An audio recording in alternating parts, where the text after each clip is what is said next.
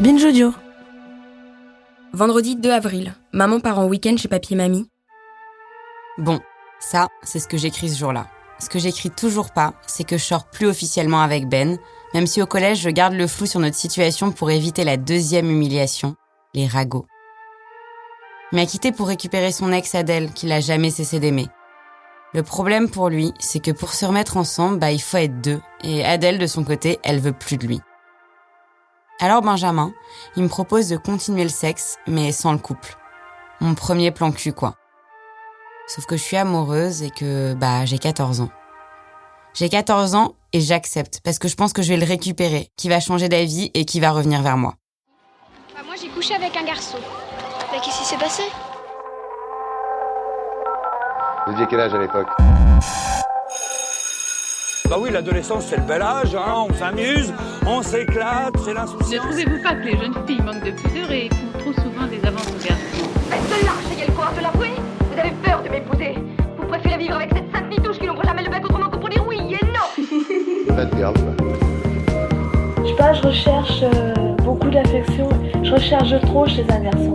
Quelle est la qualité essentielle pour une femme? Si tu manges pas ta pomme et si tu manges du chocolat, tu vas grossir et tu vas devenir une grosse vache.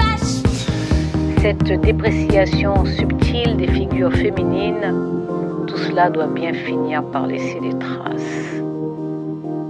Je pensais pas aimer quelqu'un comme ça à 14 ans.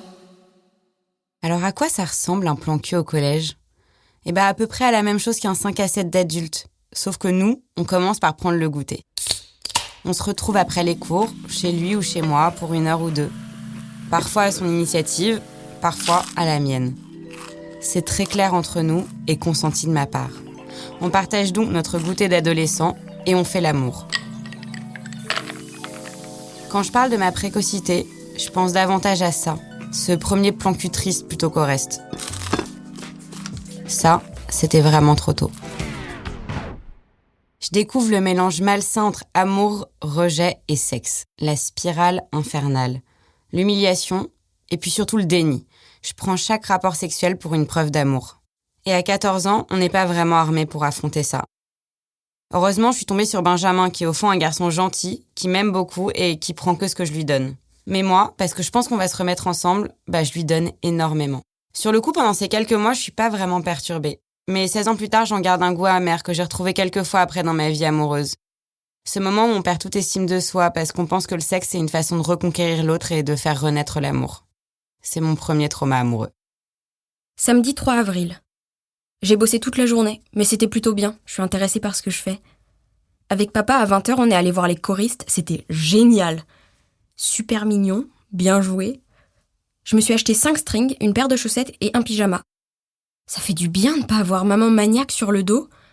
Je suis méchante. Dimanche 4 avril. Ben accepte qu'on ressorte plus ou moins ensemble. Mais malgré cet arrangement, je suis toujours perdue et triste. J'oublie mes envies, j'oublie mes désirs et je me concentre exclusivement sur les siens. J'en viens même à intégrer comme des vérités ce qu'il me raconte pour justifier son comportement. Ne jamais oublier qu'il a besoin de liberté. Et puis surtout, je suis résignée. Je suis soumise. Je viens de me l'avouer à moi-même. Je suis même plus triste de pas le voir, mais plutôt de me faire couillonner à chaque fois. Lundi 5 avril.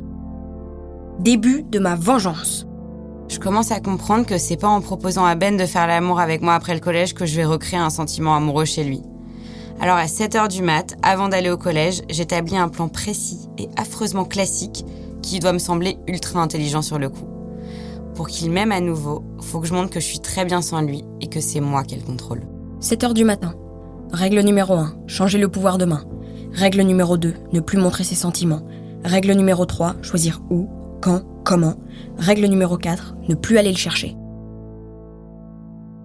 4 règles qui n'ont évidemment rien donné. Pire, parallèlement, Ben et son ex Adèle continuent de se rapprocher, tandis qu'Adèle, qui, au passage, n'est même pas dans notre collège, est maintenant copine avec Carla, la fille populaire de ma classe. J'ai les boules. Je sais même pas comment elles se sont rapprochées, mais cette nouvelle amitié, ou plutôt cette nouvelle alliance que je vois comme fabriquée de toutes pièces pour me nuire, elle me déstabilise et elle m'angoisse. C'est encore très diffus, mais j'apprends par d'autres copines du collège qu'elles disent du mal de moi dans mon dos. De manière insidieuse, ces filles, ces ados qui s'en rendent sûrement pas compte et qui sont elles-mêmes soumises aux mêmes tourments de l'âme que moi, elles vont faire de ma vie un enfer. 22h. J'ai jamais été aussi triste de ma vie. Il m'a dit des choses horribles, sans cœur, complètement assommantes. Je suis tellement naïve. J'ai cru qu'il m'aimait autant que je l'aimais et elle me hante. Elle est là, je la sens se foutre de ma gueule. Si j'avais su que je me trompais sur toute la ligne, que l'amour n'était que d'un côté. Je suis nulle, mais nulle. J'ai même pas le choix, je vais me soumettre. Comment vais-je dormir ? Mardi 6 avril. Je suis encore avec Ben, mais c'est dur quand il me dit qu'il m'aime. Il me dit qu'il trouve que je suis égoïste, mais lui n'a pas besoin de moi, reste dans son clan. Au moins, moi je connais les sentiments, je suis pas une sans-cœur et j'ai voyagé, connais et m'intéresse aux autres cultures. Alors on peut parler d'égoïsme, mais je suis pas sûre qu'il reste du sens. Quand il me caresse et me dit « je t'aime », je me dis « et moi je suis à tes pieds ». Et je pense à elle et j'ai mal. Enfin, la vie continue. Patience et longueur de temps font plus que force ni que rage. Mercredi 7 avril. Anif Thomas. C'est dur l'adolescence, je suis en pleine crise et... tant de questions sans réponse. Et puis, en tout petit, je dirais en police 8 si c'était sur l'ordinateur, j'ai écrit « je l'ai sucé ». Ma première fellation. Bizarrement, contrairement au reste de ma vie sexuelle de l'époque qui est assez floue, je m'en souviens très bien. On est mercredi. Ça se passe chez Benjamin en plein après-midi. Quand je repense à cette journée, j'ai l'impression qu'il faisait très beau. Que le soleil inondait la pièce. Mais je me demande aussi si c'est pas une émotion calquée sur le souvenir. Parce qu'à ce moment-là, j'ai l'impression de me retrouver seule, nue au milieu d'une grande pièce blanche éclairée par des spots de tournage, et qu'à la fin, je vais être notée. Donc ce jour-là, après le collège, Benjamin me propose d'essayer la fellation, qu'il a en fait déjà lui pratiqué avant. Et il décide de me donner une sorte de cours de pipe. Je me souviens de ce corps étranger si près de moi dont je sais pas quoi faire. Est-ce qu'il faut que je mette les mains ? Est-ce que ça glisse assez ? Est-ce que je vais lui faire mal avec mes dents ? Quand est-ce que ça s'arrête ? Pour cette première fois, je ne suis que sur la technique et pas du tout sur l'émotion. C'est d'abord l'occasion de me prouver à moi-même que je suis une bosse de la sexualité comme je l'écris souvent dans mon journal. Je mets de côté le fait que Ben et moi c'est compliqué. Je me dis que ce sera toujours ça de prix qu'au moins j'aurai essayé un truc nouveau, un truc d'adulte, même si ça doit se terminer entre nous. Peut-être que j'ai aussi envie de faire aussi bien que son ex Adèle qui continue de m'obséder avec son physique parfait.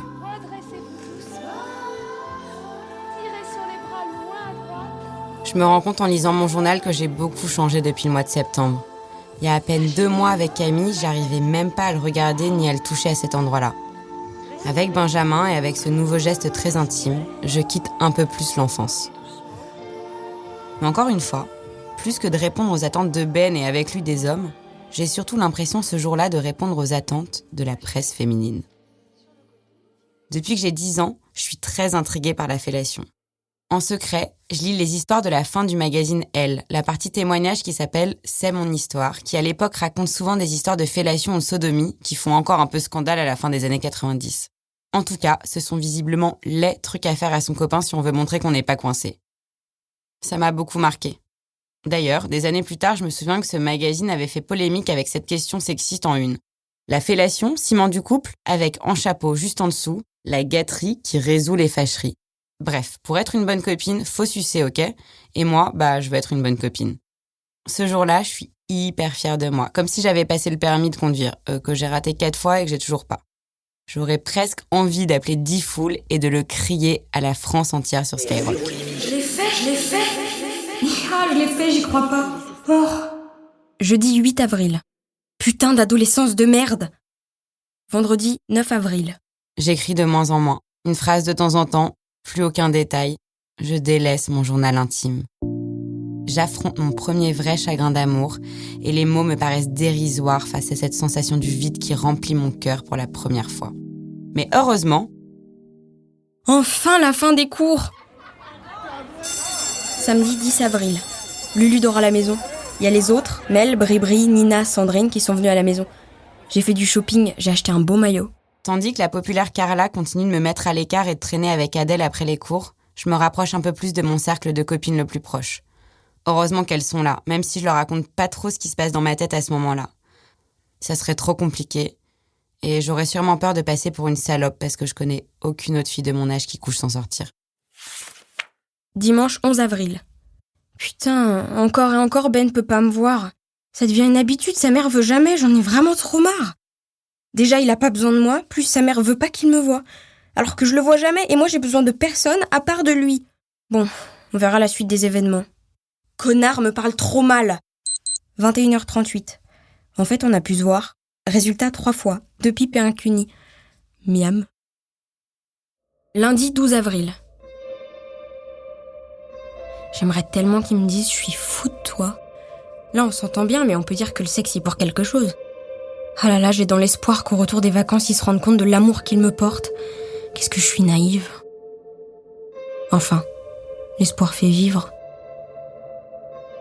Tant de temps perdu. Pressée de faire ce que je veux. Mardi 13 avril. Je ne serai heureuse que quand il sera fou de moi.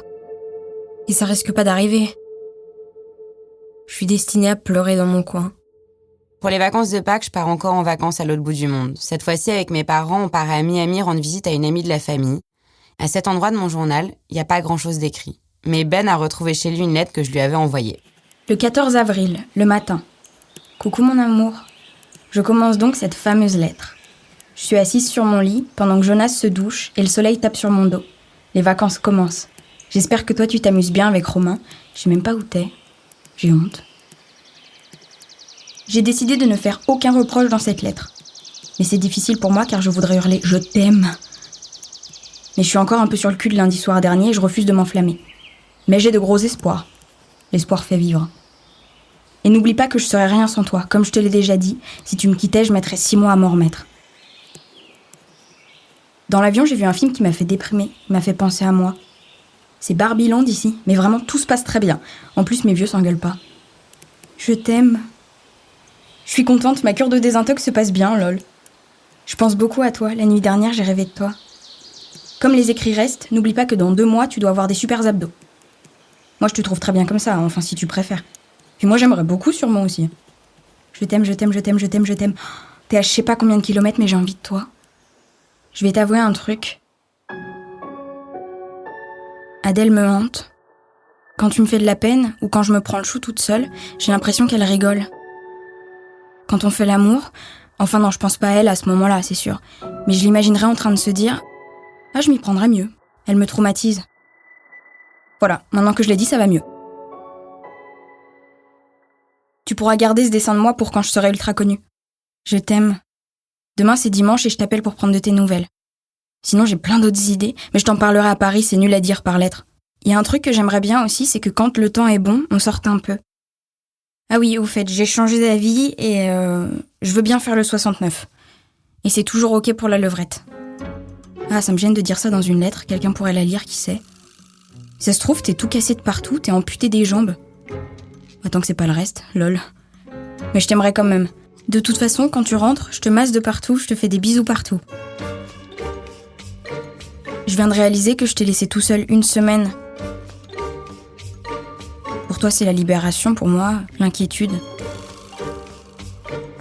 Je viens de t'appeler. Comme tu peux le deviner, je pleure. À chaque fois, je me dis que même si j'ai besoin de toi et pas toi, ça peut aller, continuer bien. Mais j'ai vraiment du mal à me mettre ça dans la tête. J'aurais aimé que dans la conversation, il y ait que « Je t'aime mon amour, j'ai besoin de toi, tu me manques ». Mais je peux toujours rêver. En plus, je rentre jeudi et on va se voir que vendredi, même pas le week-end. Et merci pour le « c'est dégueulasse » de ma mycose. C'est pas dégueu, j'y peux rien et c'est pas contagieux, hein. Tu peux pas savoir à quel point je t'aime. Même si t'es pas parfait, j'ai l'impression que tu l'es.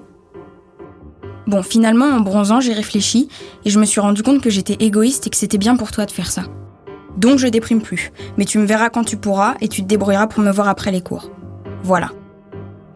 Je t'aime. J'ai soif de liberté. Je viens de t'avoir sur MSN, je suis trop contente. Je t'aime. Tout ce que je pensais être triste s'est effacé. Par contre, je retire pas. Je veux mon pseudo. Je n'exige plus que ça de toi. Alors, j'aimerais bien que ce soit fait. Enfin, je t'aime. Des fois, je regarde Jonas et je me dis, j'ai de la chance d'être avec Benjamin. Non, parce que vraiment, je te trouve 100 fois plus sexy. En fait, ce qui me perturbe le plus avec cette lettre, c'est pas tant mes obsessions récurrentes ou ma manière d'écrire, qui me font toujours un peu honte quand même, c'est mon rapport à l'amour. J'aimerais dire que j'ai complètement changé depuis, que je suis beaucoup plus mature, que je pourrais plus écrire ça aujourd'hui. Alors oui, bien sûr, j'ai plus la maturité affective d'une ado de 15 ans. Mais au fond, la vérité, c'est que dans cette lettre, il y a une part de moi que je retrouve. Une peur de l'abandon, une peur de pas être assez aimée, une envie de pleurer pour rien. Des sentiments que j'assumais complètement à l'époque, sans filtre, sans pudeur, et qui sont aujourd'hui bien plus inavoués et cachés quelque part dans un coin de mon cœur et de mon cerveau. Vendredi 16 avril. Je veux danser le raga, la danse orientale, parler l'espagnol et l'anglais parfaitement, connaître les bons vins et savoir les reconnaître, connaître les voitures, savoir comment marchent les outils électroniques de base, connaître les noms d'acteurs, d'actrices. Samedi 17 avril. Le temps passe, les stratégies aussi, et je découvre dans ce journal à quel point je m'écrase pour essayer à tout prix de récupérer Ben. Pour plaire.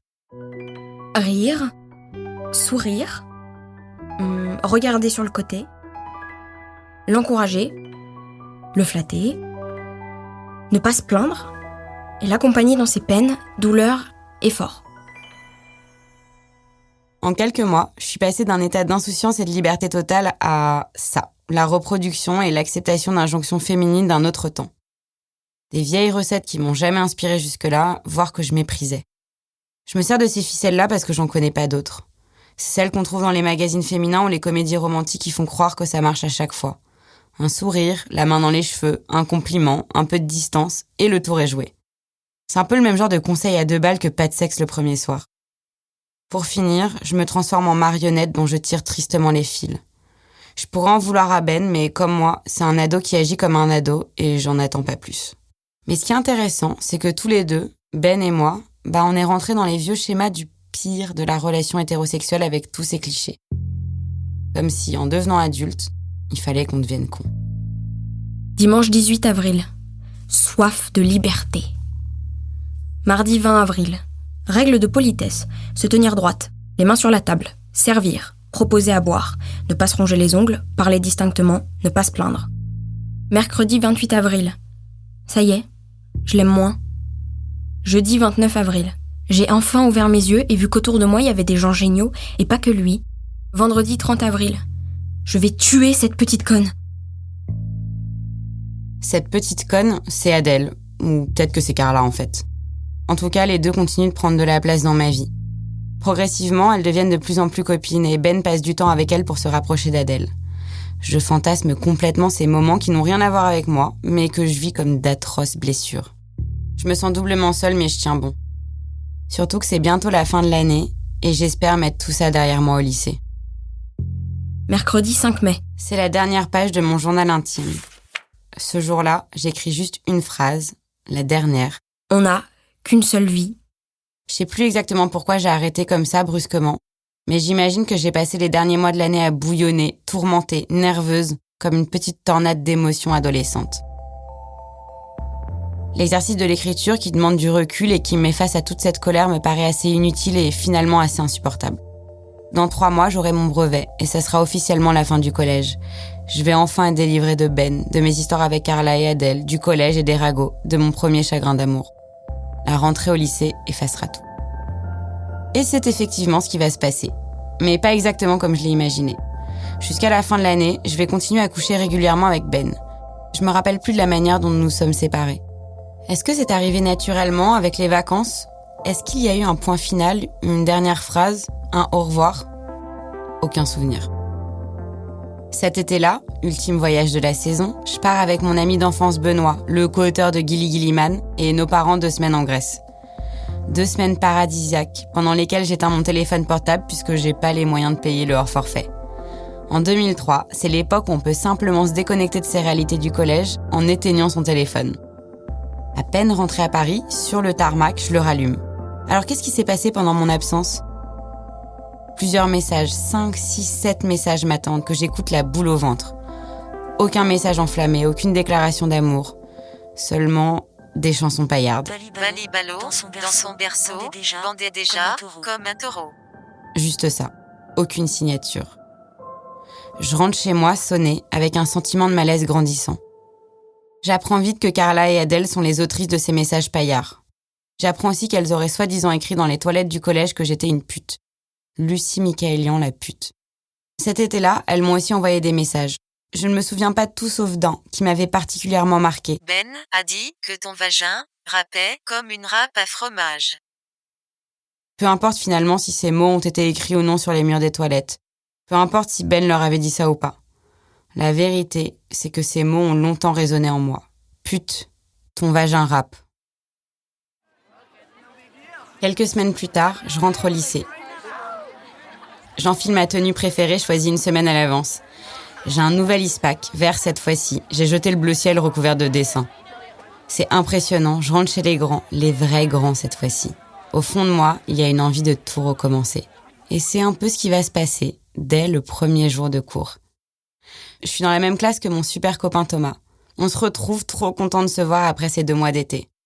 À la fin de la journée, devant le lycée, un copain qu'il a rencontré en colo cet été-là et qui vient le chercher. Il s'appelle Léo. Il a les cheveux blonds. Un style entre skate et rap avec une influence rock. Un mix tout à fait improbable. Il est magnifique. On se regarde. C'est sûr, on est fait pour être ensemble.